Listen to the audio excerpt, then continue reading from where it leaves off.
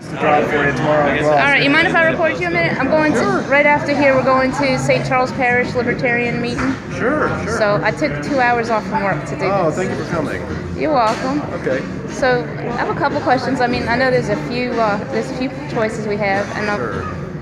why should we? Tell me what's better about you than Gary. Sure. Well, the exodus of Republicans who are fleeing the Republican Party, they want to join the Libertarian Party, but I think they'll only feel comfortable if they have someone who respects religious rights, religious freedom of conscience. And I'm the only candidate who is defending that. And so that's very important to them. They want to have freedom of conscience, and I defend that. Also, when it comes to the issues of the Second Amendment, I am the most hardcore candidate on defending the Second Amendment.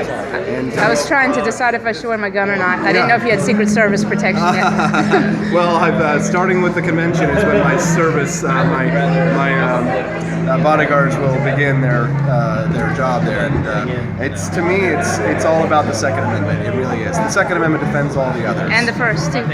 Yes, the Second Amendment defends them all, and the First Amendment is what allows us to say very controversial things. The First Amendment wasn't about talking about the weather. It's talking about very controversial things.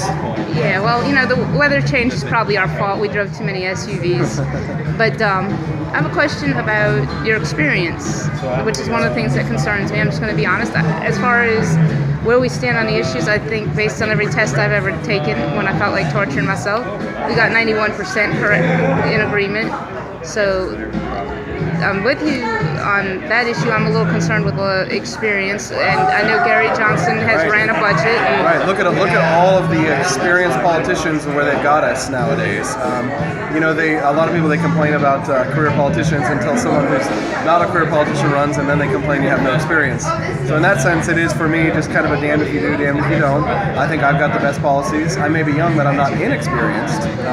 As a matter of fact, I've been a libertarian the longest of all the candidates, and I have executive experience. I have business experience. I've actually paid payroll taxes, and being able to run a business, I think, is a relevant experience.